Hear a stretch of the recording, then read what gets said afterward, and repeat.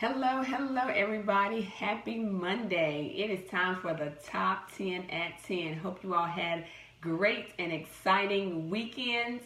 It is Monday, and you know we do this Top 10 at 10 thing Monday through Friday. For those of you who don't know, my name is Nikita Brown, the nurse practitioner with almost 20 years in the healthcare professional that teaches and trains you about ways to get and stay healthy. And so I want to just welcome those of you who are new to the broadcast. Hello. Introduce yourself as you tune in. And if you're watching this on replay, don't forget to put hashtag replay just so that I can say hello to you as well. So let's start out with the top 10 at 10. I added a new caveat in 10. So I'm going to try to do this top 10 at 10 in 10 minutes so I can hop on over to my Zing Life members to give them a little special attention in the other group, just to make sure that they are getting what they need in the other group. So if you are not already a part of the Zing team, you can make sure you join our membership group at bit.ly/the Zing team. Now let's start right out with talking about the mission. The mission of Zing Life Services is to improve the quality of life within the community. Basic life skills, health promotion and wellness, and self-esteem development are the hallmarks of the organization's programs and projects. We focus on things to make sure we decrease barriers and improve inequalities as it relates to healthcare. So that's who we are, and that's what we do, and that's why we come to you every night at 10. So say hello as you come on into the broadcast. We have a hot topic tonight. What does being tired at work have to do with your pay? I know people want to know, what does being sleepy, tired at work really have to do with your pay? You probably actually never thought about it, but June is National Safety Month. So you know, every month we take topics and we hash them out just to give you updates and let you know how it relates to you, because you probably never thought about why being tired at work can actually impact your work, can actually have an impact on your employer, and how that sometimes can roll right over into your pay. Hey Ola, thank you for tuning in. I hope you had a great weekend. I think you said you were working on the Friday broadcast, so hopefully you had a great weekend at work, if I'm remembering that correctly. So let's talk about a couple of things as it relates to our public safety, or our National Safety Month. So I have some notes here. Let me just get to where I am in the notes. All right, so a couple things as it relates to safety. We're going to talk tonight about why being tired, what that has to do with your pay. You'll be interested to hearing that. We're going to talk about drugs, and we're going to talk about violence in the workplace. So 3 hot topics. We're going to talk about top 10 at 10, and then we're going to roll over to the Zing Life member group. All right, so first, let's talk about drugs in the workplace. Super hot topic right now because of all of not only prescription drug use, but also illegal drug use. Now, 21 million Americans, y'all, have a substance abuse problem. 21 Americans have a substance abuse problem. So you might ask, particularly if you are not one of those people, what does that have to do with me? Well, it has to do with you because you are probably working with some of those people. The majority of those people actually work, y'all. They actually work. Some don't, but they actually do. So 21 million Americans have a substance abuse problem. And what does that have to do with you? Because you probably are working with those people. 3/4 of them are actually struggling with this abuse problem while they are employed. Now, it doesn't mean that they are the best employee, but they are employed. And so you talk about what liability this holds for the employer, and why it actually is counterproductive to you being there, because 3/4 of people are actually struggling with substance abuse problems while they are employed. So they miss about half of their shifts because they are struggling with absenteeism and they're struggling with decreased productivity. That's a mind-blowing number, y'all. So 21 million Americans have substance abuse problems. That accounts for about 3/4 of those people actually struggle with it, and they are employed. So the majority of people with substance abuse problems aren't just sitting around shooting the breeze. The majority of them are actually employed. And because of that, they have high absentee rates from their job. Their productivity is low, which means they come to work, but they don't do a whole lot while they're there, because you know what substances do for you. They kind of get you off focus. They don't allow you to do the task at hand. And women, and because I know women mainly watch this broadcast, women, you are in the 2/3 lower rate of those people. So of all those people who are on substances and that are working, women, your percentage of that is going to be lower. So the demographics that we're talking about are going to be men. So while 21 million Americans, again, have a substance abuse problem, you are working with them.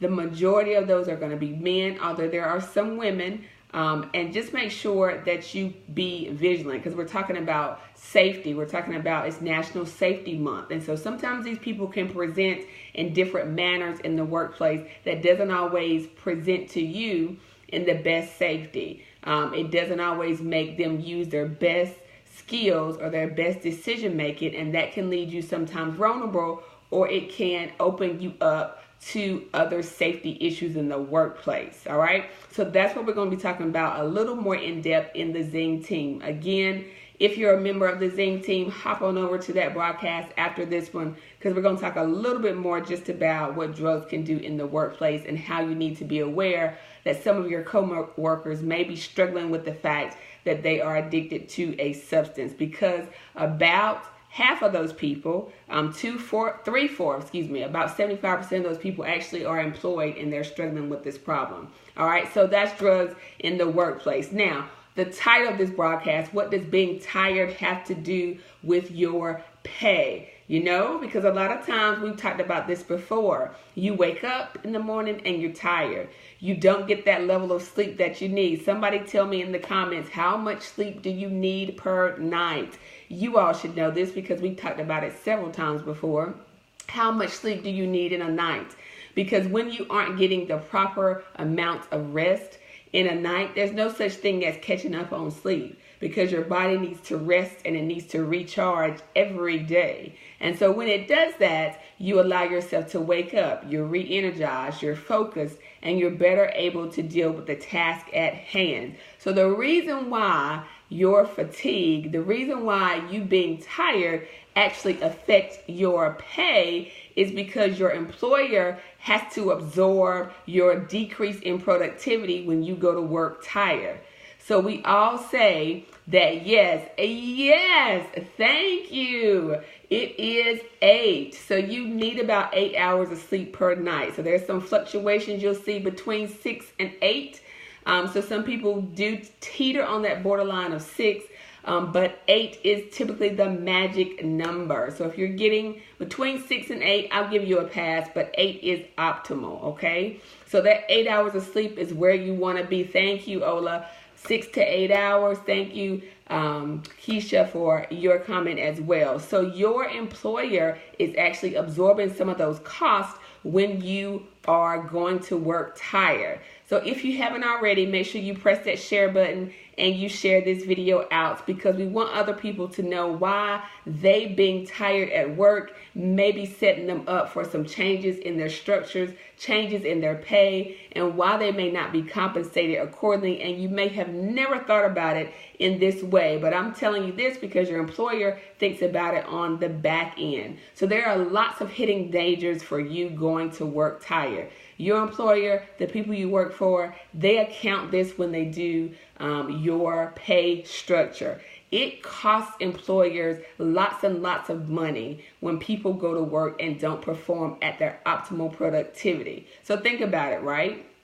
Think about what happens to you at work and you're tired.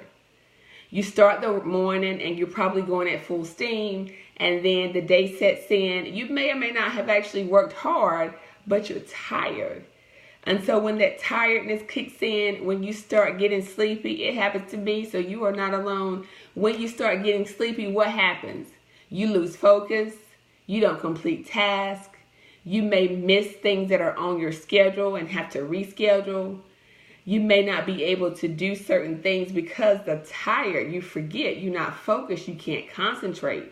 And because of that, your employer has to reap those negative effects. And they account for that. They account for that already. They account for it with a decrease in time off. They account for it in mandatory hours that you have to work. They account for it in time that you need to spend working on holidays or working on days when other people have off.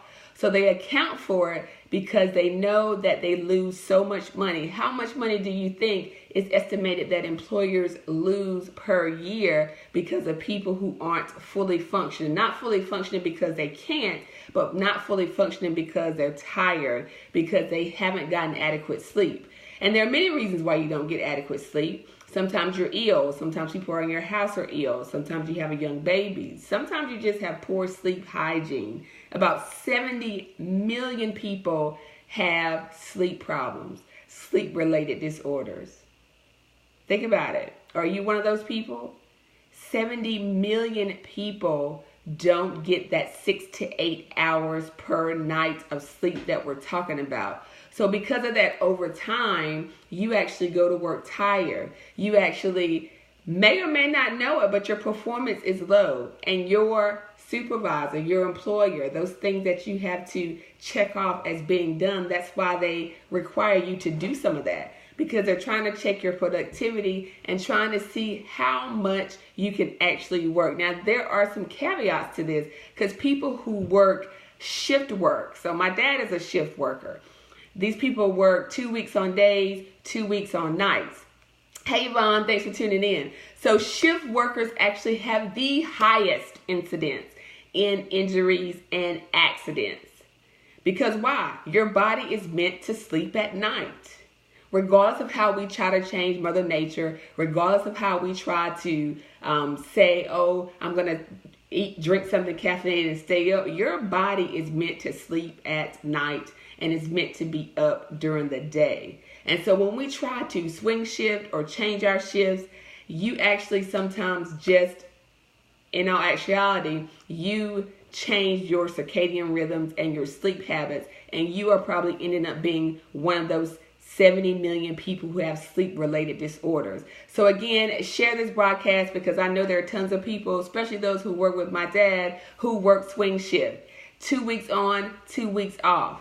It's been done since the beginning of the time. When I worked in the hospital, I worked from 7 p.m. to 7 a.m. I worked at night, 7 p.m. to 7 a.m. I'd work 3 days straight, be off a couple. I'd swing to the weekend and do a 7 a.m. to 7 p.m. Sunday, Saturday, and Sunday. I'd be off Monday. Then I'd come back on Tuesday and work that night shift. Your body is not designed to do that. When you do that, you are decreasing your productivity, you're increasing those people who have sleep disorders, and you are not allowing yourself to fully function at your level of capacity. So what happens is you try to find things to help you get more sleep. You try to start then taking things to help you fall asleep, when in all actuality, you're fighting against your body's natural tendency to want to sleep during the night. Okay? Now, what happens when you extend your shift? Your employer comes to you and says, hey, look, the second shift didn't come in. Do you think you can stay over a few hours? How many of you do that? How many of you do that, right? So you go to work and your employer says, hey, the next shift didn't come in. You think you can work 2 or 3 hours over your shift, or can you pick up the next shift? So you've already worked your 8 hours and then you work another shift. That actually adds to injuries in the workplace as well. So when you pick up an extra shift, you extend your shift beyond your body's capacity, you are actually increasing your risk for injuries. You're actually increasing your risk for accidents, motor vehicle accidents when you start to go home and your body's finally relaxed in the car. You're increasing yourself for work-related accidents because, again, you're not focused. You're starting to lose your concentration. You're tired. When you get tired, you don't make the best decision. When you get tired and hungry, you know that you aren't able to concentrate. Hey, Vanessa, thanks for tuning in. So we're talking about what being tired at work has to do with your pay. And what it has to do with it is that your employer already knows They already know that about 6 work days per year is what they lose over time by you coming to work not being focused, by you coming to work not being rested and tired, by you coming to work extending your shifts, even though they ask you. They know they lose per employer about 6 days, 6 work days per year. So imagine a company that has 1,000 employees. 6 days, that's 6,000 days on a year that they've lost. So what do they do to those costs? It costs $136 billion. $136 billion a year is related to the people who come to work tired. Why? I got an HR person in here. Takesha just came into the broadcast. So when you come to work tired, you decrease your productivity. You are then a liability for your employer because why? You are prone to make more work-related accidents. You go out on the floor if you're working on productivity, and you are doing things that you typically would not do if you were well rested. You leave your job, you get into accidents. Of course, you're not at work if you're in a motor vehicle accident, but you're sleepy. You extended your shift. People say, hey, the next person didn't come to work. Do you think you can tag on and work a little longer than normal? That actually adds to your sleep-related accidents, your workplace accidents. So it's costing employers about $136 billion per year. So that's why being tired, that's what that has to do with your overall pay. Because who do you think absorbs that $136 billion? Who do you think? Who do you think is absorbing this $136 billion?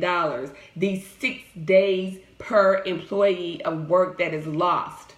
And you wonder why you don't get any extra time off every year. You wonder why your wages are not increased every year. Just think about the number of accidents that happen while on the job. I know there are some HRs, there's some places who track these numbers. That's why they're tracking them. They're trying to figure out what kind of liability are people on the job. What kind of hours are you working? When I worked in the hospital, we weren't supposed to work over a certain number of hours, okay? There is a catch-22 because if nobody comes in to relieve my shift, then what happens? I can't just leave the patients, right? Much of you are in the same situation. If nobody comes to relieve you, what do? Because you can't just walk away from your obligation. But there again, there has to be this give and take because being tired on the job, being fatigued, not getting your 6 to 8 hours of rest, that actually is making your pay either stay the same, not increase because your employer is having to take some of those compensations from your accidents, your teammates, your coworkers who have accidents, they cut their finger, they file workman's comp. Who do you think is absorbing those costs? They're absorbing the cost of non-productivity, people being at work and they aren't doing what they're supposed to do. They're just walking around in circles. You ask people what's going on in the day's time, and nobody's doing anything in the afternoon. That's what's costing your employer. Now, we're going to talk more about this in the Zing team. So again, there's more to this conversation. If you are not a part of the Zing team, you need to be. So go to bit.ly. That is our membership group, bit.ly/the Zing team. That's where we're going to talk about a little bit more about this workplace violence. Now, before I hop over there, not workplace violence, the lost productivity. Before I hop over there, let's talk about workplace violence. We're going to talk about this again in the Zing team, but I thought especially important because the majority of my viewers who meet me here every night, I see y'all saying hello to each other. If you haven't already, make sure you say hello in the group because I know as y'all come in, you like to introduce yourselves to each other and to myself. If you haven't already, press that share button. Let's talk about workplace violence because you women need to be aware that there are 2 million victims of workplace violence every year.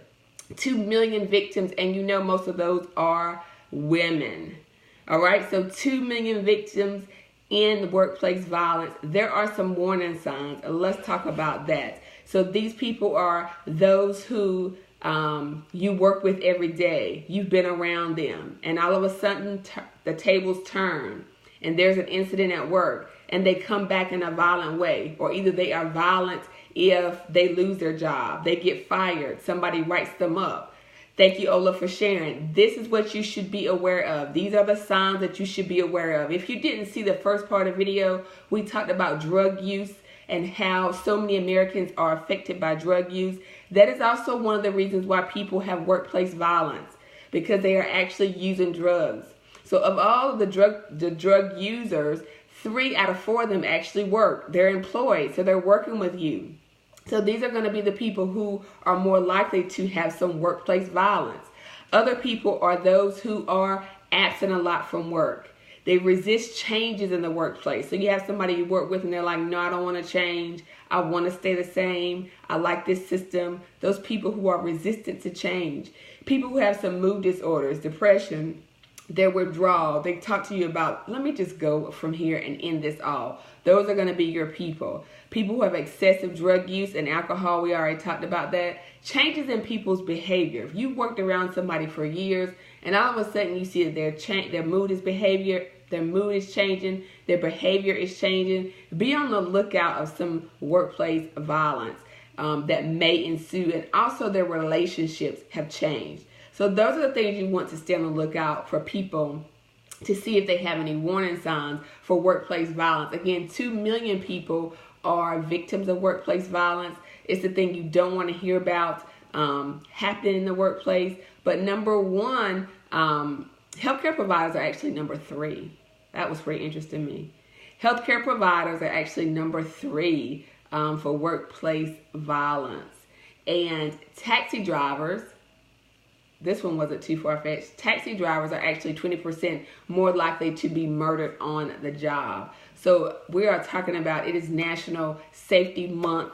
This week we're going to be talking about some issues that hit home to you. We talked about tonight drug use. We talked about fatigue in the workplace and how that is costing you money. And now we're talking about workplace violence. Now, if you haven't already, make sure you watch the videos from last week. We talked about men's health. Very interesting conversation. If you have a man in your life, you want to sit him down, let him watch some of those videos to make sure that he understands the importance of getting his health. And you ladies, you know you are instrumental in getting your helpmates to getting the care that they need. So our monthly webinar is going to be on the 30th, and it's going to be talking about all things related to health, how you establish health, how you actually navigate the system. You need to be there if you have a man or if you haven't figured that out for yourself already.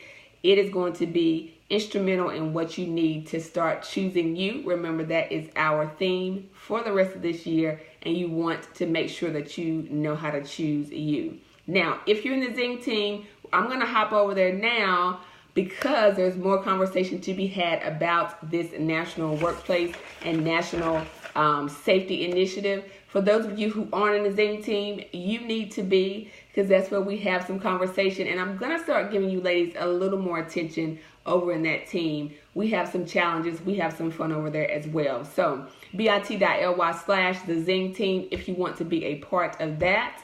Don't forget about the monthly webinar. And if you haven't already, make sure you share this out. It's Monday. We have all week to go. Meet me here at 10 for the top 10 at 10. I'm trying to do this in 10 minutes. I don't know how that's going to work out. Y'all know I get to talking. It gets long. We'll see how it works. All right, so I will see you all tomorrow. Have a good night. Bye.